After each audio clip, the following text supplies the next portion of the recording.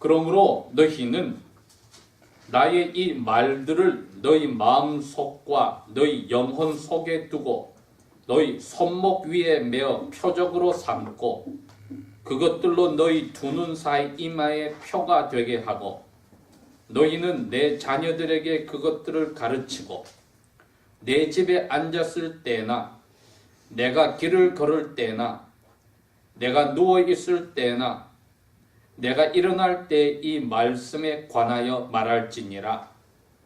너는 그것들을 내 집의 문 기둥과 내 문 위에 기록할지니라. 그리하면 야훼께서 너희 조상에게 주리라고 맹세하신 그 땅에서 너희 날들과 너희 자녀들의 날들이 많아지리니 땅 위에서 하늘의 날들과 같이 되리라. 너희가 만일 내가 너희에게 명령하는 이 모든 명령들을 부지런히 지켜 그것들을 행하고 야훼 너희 하나님을 사랑하고 그분의 모든 길로 행하며 그분과 연합하면 그때는 야훼께서 너희 앞에서 이 모든 민족들을 쫓아내시리니 너희가 너희보다 더 크고 강한 민족들을 소유하리라. 너희 발바닥으로 밟는 땅은 어느 곳이나 너희 것이 되리니 광야에서 레바논까지와 그 강 곧 유프라테스 강에서부터 맨 끝 지중해 바다에까지 이르러 너희의 경계가 되고 너희 앞에 능히 설 자가 없으리니 이는 야훼 너희 하나님께서 너희에게 말씀하신 대로 너희가 밟을 모든 땅 위에서 너희를 무서워하게 하고 너희를 두려워하게 하시리라. 보라, 내가 이날 너희 앞에 복과 저주를 두나니 만일 너희가 내가 이날 너희에게 명령하는 야훼 너희 하나님의 명령들을 순종하면 복을 받을 것이요 만일 너희가 야훼 너희 하나님의 명령들을 복종하지 아니하고 내가 오늘 너희에게 명령하는 길에서 벗어나서 너희가 알지 못하던 다른 신들을 따른다면 저주를 받으리라. 아멘. 지난 주일에 이어서 오늘도 신명기 말씀을 생각합니다. 모세가 이제 나이 120살이 되어서 이 광야 생활 40년을 끝나고 하나님께 불려서 죽기 직전에 성령의 감동으로 예언처럼 하신 말씀입니다. 지난 주일에 제가 실수를 했는데 이 모세의 말을 지금 듣고 있는 자기 앞에 있는 60만의 남자들은 나이들이 이 말을 이해하는 사람들은 약 38세부터 58세에 있는 사람들입니다. 이 사람들이야말로 광야 생활을 다 겪어본 사람들입니다. 그보다 어린 나이의 사람들은 이 광야에서 태어난 사람들이라 지금 모세가 하는 말을 다 이해를 못하는 그러한 나이에 있습니다. 그래서 이 광야에서 자기 아버지, 어머니, 할아버지, 할머니께서 돌아가시는 모습을 하나님이 내리신 저주로 죽어가는 모습을 본 세대가 이제 아버지와 할아버지, 할머니, 어머니의 세대가 되었기에 그분들에게 모세가 이것을 강조하는 겁니다. 이분들이 자기 아버지, 할아버지가 걱정하던 것과 다르게 약속의 땅에 들어가게 되었습니다. 할아버지, 아버지들이 뭐라고 했냐면 38년 전에 이 약속의 땅에 들어가면 저와 저희 아내들과 자녀들이 죽습니다 하고 야훼 명령에 정면으로 거부를 하였습니다. 그랬더니 야훼께서는 자신의 약속을 지키시려고 죽겠다고 걱정하는 이 자녀들을 살려주셨습니다. 그 자녀들이 지금 나이가 벌써 아버지, 할아버지의 나이가 되어서 자기 앞에 서 있는 것입니다. 모세가 그들에게 너희 부모와 할아버지, 할머니 세대는 자기들의 죄로 다 죽었지만 그들이 걱정하던 너희, 약속의 땅으로 가서 잡혀 죽겠다고 걱정한 너희들은 거꾸로 내가 이제 약속의 땅으로 데려간다. 그 모세를 통해서 야훼께서 말씀하신 겁니다. 그런데 이분들은 부모와 할아버지, 할머니의 죄 때문에 같이 고통을 38년을 받았습니다. 38년 전에 약속의 땅에 들어가서 복된 삶을 누리는 그것이 부모와 할아버지, 할머니 세대의 죄 때문에 사라져버리고 같이 고생은 하였습니다. 그 뼈저린 고생을 한 세대이기 때문에 모세의 말을 잘 이해를 합니다. 우리가 약속의 땅에 들어가서 멋지게 살고 있어야 되는데 38년을 부모와 할아버지, 할머니의 죄 때문에 여기 저희들이 방황을 했습니다. 이걸 아는 사람들입니다. 그들에게 모세가 성령의 감동으로 야훼의 말씀을 전해주는 끝부분에 왔습니다. 이제 12장부터는 약속의 땅에 들어갔을 때 어떻게 살아야 하는지 사회법들을 가르쳐주고 11장까지는 기본되는 헌법을 이야기를 해주면서 그 정신은 다른 게 아니라 마음과 뜻과 목숨을 다하여 야훼를 사랑해야 한다. 야훼를 두려워할 대로 두려워해야 한다는 것을 강조하였습니다. 여러분, 이 정신은 근 3,500년이 지난 오늘을 사는 저희들에게도 그대로 받아들여져야 합니다. 야훼를 저희들이 예수님의 가르치심에 따라 아버지, 아빠라고도 부를 수 있지만은 아버지로서 두려워하는 마음도 저희들이 가져야만 하는 것을 오늘 깨닫게 됩니다. 우리가 하나님을 두려워하는 마음이 있는 것은 우리의 영혼을 위해서 하나님이 주신 배려입니다. 아버지를 우습게 한다는 것은 아버지의 권위를 가볍게 생각하면 그 자녀에게 나중에 화가 돌아옵니다. 구약 성경에는 아버지, 어머니를 우습게 하는 자녀가 아버지의 부모의 말을 끝까지 듣지 않을 때에는 동네의 재판관들 앞에 가서 자기 아들이 이처럼 방탕하다고 고백을 하고 부모부터 돌을 들어서 그 아들을 죽이게 되어서 모든 동네 사람들이 돌을 던져 죽이게 되어 있었습니다. 그렇게 함으로 너희들은 너희 가운데서 이러한 부모에게 말을 듣지 않는 악행을 없애버리라고 야훼께서 말씀하셨습니다. 오늘 그 입장으로 이 11장 뒷부분을 저희들이 보면은 우리가 야훼의 분노를 유발시켜서 멸망하지 않게 하시려고 우리에게 주신 배려입니다. 약속의 땅에 나는 못 들어가지만 너희들은 들어가. 너희들이 들어가서 이렇게 해야만 야훼께서 주시겠다는 그 복을 누리고 살아. 여기에 대표적인 복이 무엇이라고 되어 있습니까? 하늘의 만운처럼 너희와 너희 자녀들이 오래 살 거야. 38세에서 58세 이분들이 이해가 잘 됩니다. 그리고 그분들 가운데 유일하게 모세 외에 80, 90이 되는 나이로 살고 있는 여호수아와 갈렙이 살아있는 증인입니다.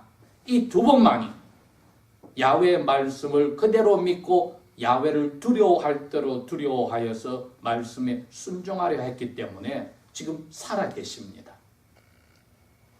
그 외에는 모든 이 부모와 할아버지, 할머니 세대가 압니다. 우리 조상들은 광야에서 자기들 죄 때문에 죽었다.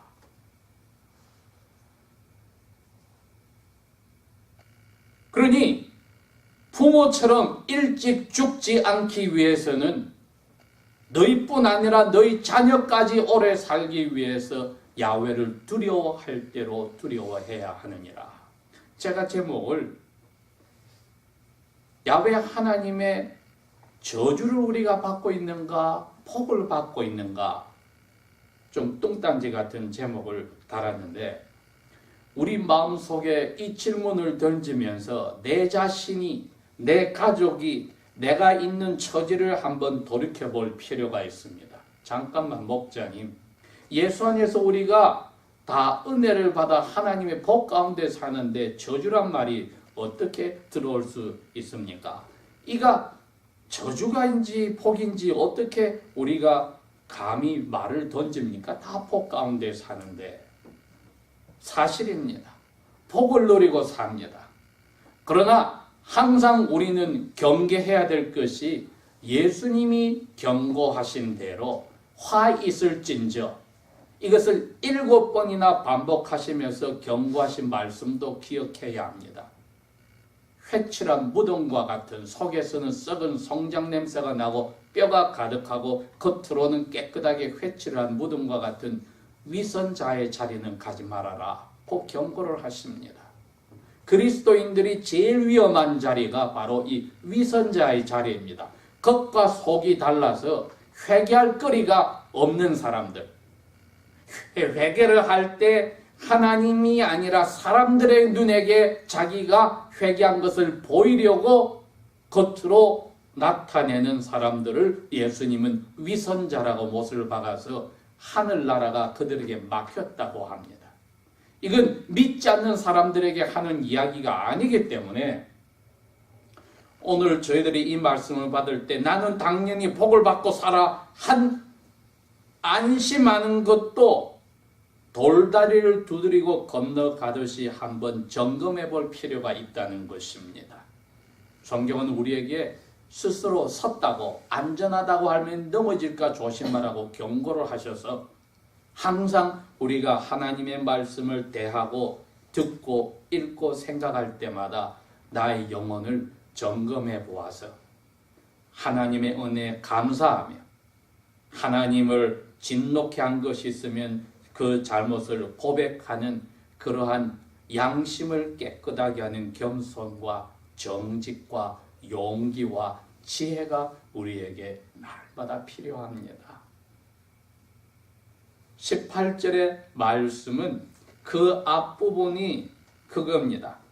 너희들이 그 좋은 땅에 들어가서 마음을 다하고 내 목숨을 다하여 야훼 너의 하나님을 섬기면 14절부터 이러한 복들이 온다. 모든 자연 현상들이 너희들을 잘 먹고 잘 살게 하는 것으로 야훼께서 허락하실 것이고, 만약 너희들이 마음이 빠져서 야훼에게서 돌아서서 다른 데로 빠져나가면은 자연 현상들이 다 저주로 바뀌어서 너희들이 빨리 멸망하게 될 것이다.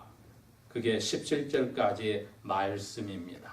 그러므로 18절이 그래서 시작됐습니다. 그러니까 너희들이 야훼께서 조상들에게 약속한 땅에서 오래 잘 먹고 잘 사는 길은 마음과 영혼과 너희 뜻을 다하여서 야훼의 말씀을 지키는 것이다. 지키는 법을 18절부터 설명을 한 겁니다. 어떻게 설명이 되어 있습니까? 무엇보다도 너희 영혼 속에, 마음 속에 새겨야 된다. 솔로몬은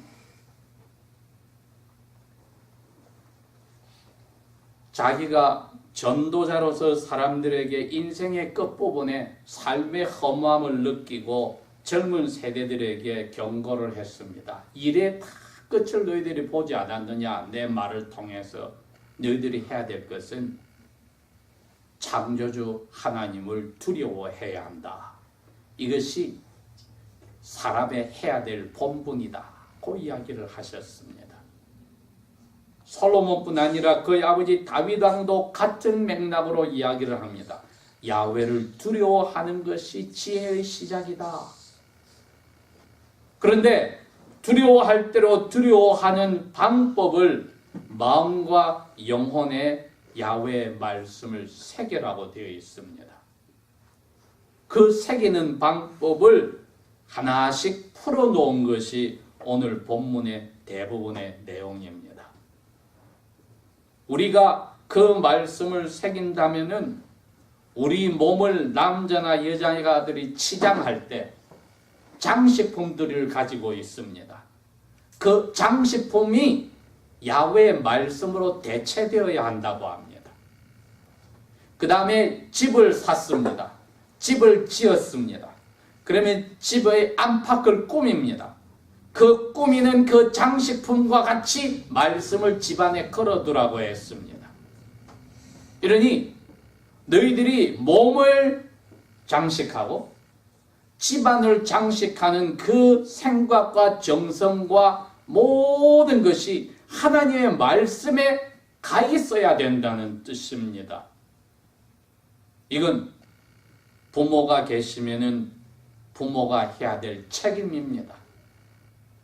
그러한 부모의 책임하에 자녀들이 그런 훈련을 부모가 보여주는 모본을 따라 배워야 합니다.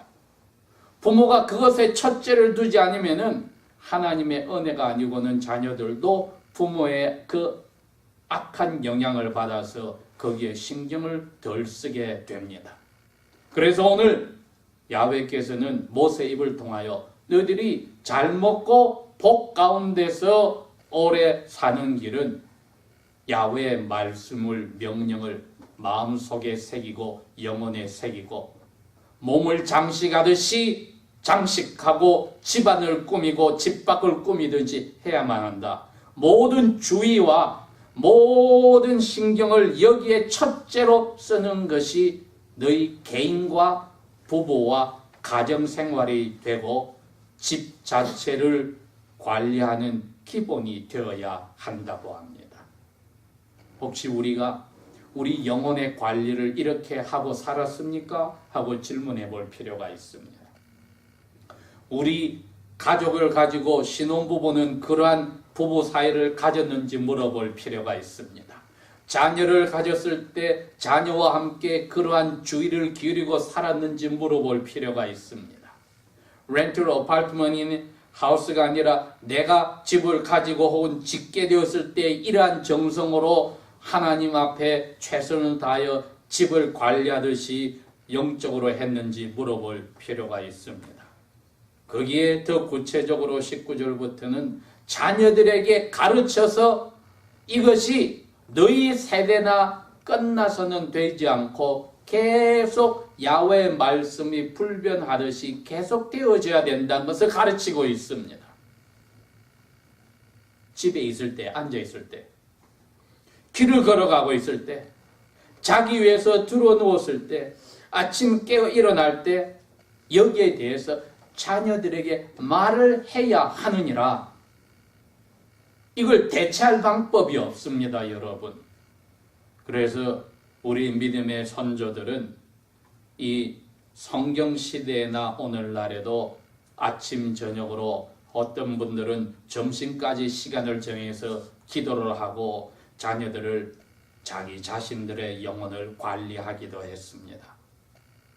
심지어 가장 의롭다고 인정을 받았던 욥은 자기의 7 아들과 3 딸들이 각각 아들들의 생일날에 아들들이 자기 집에 나머지 가족을 초대해서 잔치를 벌이고 그 다음날 아침에 욥은 사람을 보내어 그 10명의 자녀들을 깨끗하게 하여 하나님 앞에 정결케 시키고 자기 자신은 그 자녀들이 기쁨 가운데서도 야훼께 혹시 실수한 죄가 있을까 하여 하나님 앞에 각각 번제를 드렸다고 하였습니다. 이처럼 자녀들에 관한 것을 욥은 하나하나 하나님을 두려워할 대로 두려워하면서 모본을 보여주었습니다. 우리가 이것을 생각한다면은 지금 자기가 딱 한 번의 실수로 약속의 땅에 들어가지 못하는 모세의 이 애절절한 마음을 이해를 할 수 있습니다. 너희들은 나처럼 오래 살더라도 이 후회가 되는 삶을 살아서 되지 않느니라.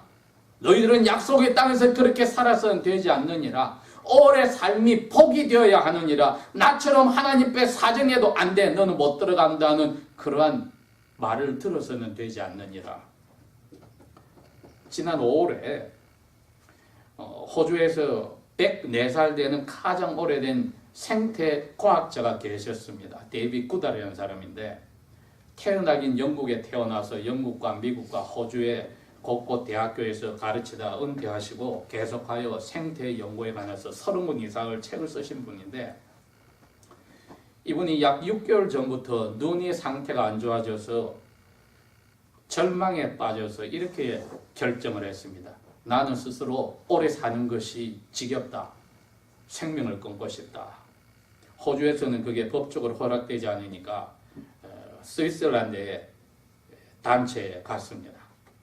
거기에 부탁을 했습니다. 스위스란드는 그것을 해결해 줄 수 있는, 마절에는 해결해 줄 수 있는 단체가 있으니까 스위스에 부탁을 해서 내가 거기 가서 내 스스로 목숨을 끊고 싶다.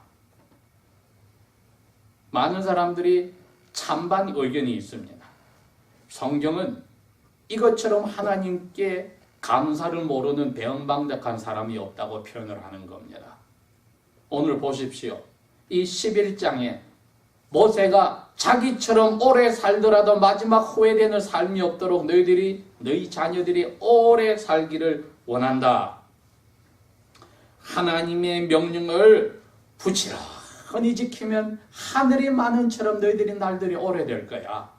이러한 풍성한 장수의 복을 받고도 스스로 비관하여 죽겠다고 하는 사람을 보면은 결국 그분이 3일날 스위tzerland에 들어가서 올 10일날 스스로가 밸브를 틀어서 보는 사람들이 보는 앞에 신경안정제에 치사량을 쏘아서 결국 죽었습니다. 이게 하나님 앞에 얼마나 불경스러운 죄인데 모세는 우리에게 오늘 그때 유언을 통하여 똑같은 경고를 줍니다. 오래 사는 것이 중요한 게 아니라 어떻게 오래 사는 것이 중요하며 어떻게 오래 살더라도 자녀와 함께 하나님께 영광을 돌리는 삶을 살 것인가. 우리에게 그걸 던져주는 겁니다. 우리가 하나님께 복을 받고 있는지 저주를 받고 있는지. 하나님의 자녀들은 저주는 예수님 때문에 막혔습니다. 그럼에도 불구하고 모세는 내가 오늘 너희들 앞에 저주와 복을 놓겠다. 이 복과 저주 중에 하나를 택해라. 마지막 부분에 그렇게 이야기합니다. 하나님의 명령을 순종하면 그 복이 너희 것이 될 거고 하나님의 명령을 순종하지 않으면 생명의 길에서 벗어나서 저주가 너희 것이 될 것이다 하고 경고를 할 때에 하나님의 자녀들이라면은 저주 없이 고통의 자리에 들어갈 때 생각을 할 수가 있습니다. 내가 어려운 자리에 있다면은 이건 나에게 야훼께서 오래 살고 잘 되기를 원하는 데서 빗나간 무슨 잘못을 고치라는 것이구나.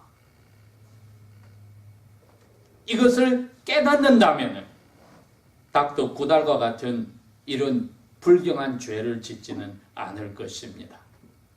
우리가 어려운 환경 속에서도 이 이스라엘 38에서 58세까지의 이 아버지, 할아버지의 세대에게 말씀하신 그 말씀과 같이 우리가 자녀들과 함께 하나님이 주신 땅에서 올바른 장수를 누리며 하나님이 주신 복을 누릴 수 있는 길은 무엇보다도 내가 예수 안에서 예수님이 사신 것과 같은 하나님의 말씀에 귀를 기울이고 나와 내 가족과 자녀들이 그렇게 사는데 항상 우선순위를 두었던가?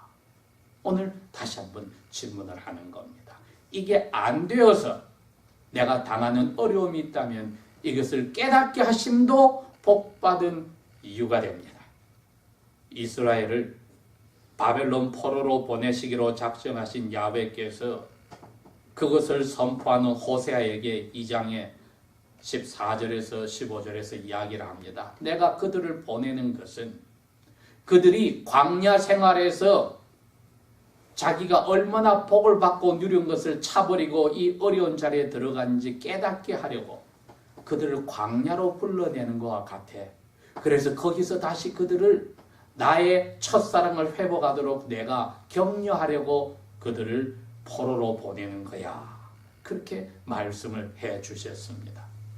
이처럼 우리를 대신하여 자기 아들 예수님을 저주하기로 세상을 만들기 전부터 약속하신 야훼께서는 우리가 오늘 11장에 나오는 경고의 말씀대로 순종하면은 그러한 고통의 시련 없이 모든 것을 자녀와 함께 누리게 하실 것이요. 거기서 빗나갈 때는 예수님 안에서 아까 호세아에게 말씀하신 대로 저희들을 광야 생활로 내려가게 하여서라도 다시 거기서